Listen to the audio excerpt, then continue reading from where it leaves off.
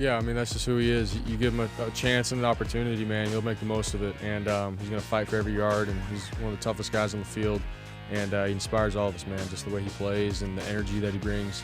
And you saw that. The whole stadium fed off that after that. So love playing with him, love going to war with that guy. And we just got to continue to get better together. Who's eating good? Served by Applebee's. That was Brock Purdy on Jauan Jennings, Lawrence, who has been awesome since Brandon Ayuk's unfortunate season-ending injury. I'll ask you like this. Jauan Jennings or Deebo Samuel the rest of the year? This is fairly easy for me to answer. I would go Jauan Jennings. Yeah. He's the way they're playing offense and the way, Deebo's kind of been. He's been playing his same role, but it's not as productive. You got Jauan Jennings playing strictly wide receiver.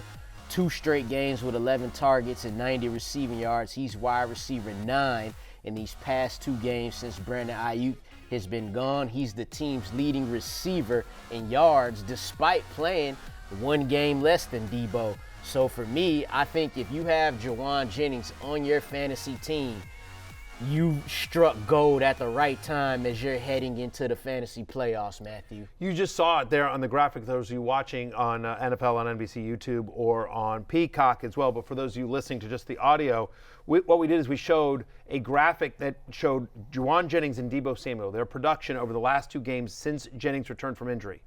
In those 2 games, Jennings, 22 targets to 13 for Deebo. 17 receptions for Jennings compared with just 9 for Deebo. 184 yards compared with 84 yards. Jennings has a touchdown. Deebo does have 13 rushing yards, but seriously, Jauan Jennings in 2 games since he returned from injury, a 35.5% target share, just 21% for Deebo Samuel, 20.7 fantasy points for Jennings, 9.4 for Deebo Samuel, literally doubling him up in almost every category.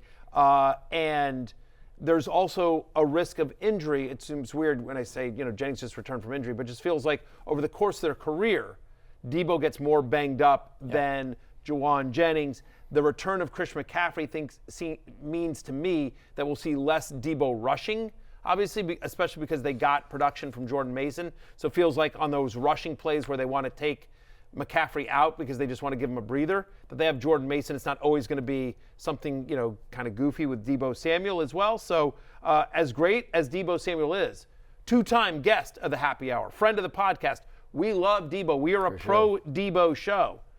But yeah, give me Jauan Jennings the rest of the way. He's my wide receiver 18 this week as well. And it's a nice matchup this week against the Packers, right?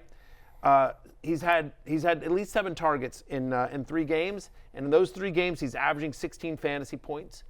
When Jauan Jennings gets looks, and obviously he's going to with no Brandon Ayuk, he's 6th among wide receivers in fantasy points per touch. Like, just again, if you can get the ball in Jauan Jennings' hands, good things are going to happen. Kyle Shanahan is not dumb. 6th among wide receivers in fantasy points per target. Doesn't even have to touch the ball. Just fantasy points per target.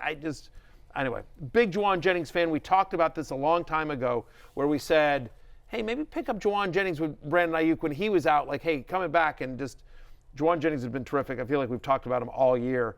Yeah, it's not new either. This is not new. We saw in week 3 when Super Bowl. Right. We saw week 3 when Deebo was out. Mm-hmm. Jennings had the big games, rose up to the occasion, 3 touchdowns. So it's not new for him. He's not new to this team. He's not a new target. It's kind of his time. I think this last final stretch of the season got a chance to make himself some money, and I think he's doing that. Our next one, guys, this would make for some kind of great trivia question one day. Nick Westrbook-Ikhine, wide receiver 10 last week. And a lot of this, Matthew, is he's been a touchdown machine compared to his targets this year. It's been, when you think about it, there's something about 3-name wide receivers. Marquez Valdez-Scantling, Nick Westrbook-Ikhine. Donovan Peoples-Jones. The GOAT. Exactly. There's just something about Jackson Smith-Njigba. Yeah. Well, he doesn't really qualify because he's actually good. Right. It's crazy, though. But it is, these 3-name wide receivers. Here's the positives. So here's the positives of Nick Westrbook-Ikhine. In the 4 games since DeAndre Hopkins was traded, he's got a 93% route participation. He's out there. He's going. Having said that, 42% of his points this year have come from touchdowns. He's got 5 touchdowns on just 15 receptions. 1 out of every 3 balls that he's catching is going for a score. That is unsustainable. That is the definition of unsustainable, Lawrence, that's as well. right there. He has 1 game this year. He has 1 game this year with more than 3 receptions.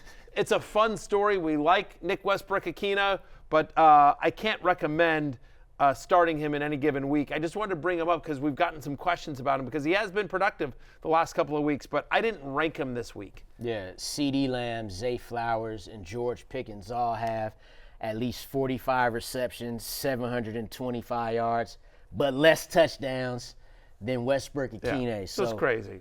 You know, yeah, it's putting up the Madden numbers out there for us. He's going to get a. It's like MVS, honestly. Like they're going to take like 1 or 2 shots and then maybe he scores. But it's just so unlikely for this.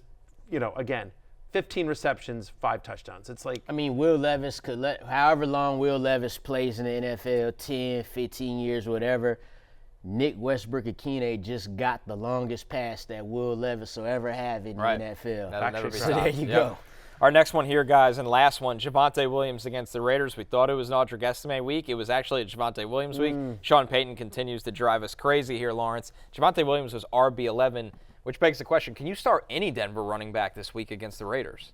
Hell no. Nah, man. Because we was talking on Sunday football pregame about Audric-Estime, about starting him because he had the 14 carries. It was like, all right, maybe he'll at least be the lead of this committee. Well, no, he took a step back, and Sean Payton is basically telling us, like, yeah, we got this guy, but then, you know, Javonte, he's young too, and then they still got Jaleel McLaughlin. So, no, I can't start a Broncos running back when they're literally telling us they have to find a way to get all 3 of these running backs, none of which are elite-type talents. They're trying to get them all the ball, so I can't start any of these guys with confidence, even though you probably have to. Yeah, I was going to say, I can start Javonte Williams, just no confidence. Because, you know, it is what it is, right? I mean, it's 6 teams on a bye.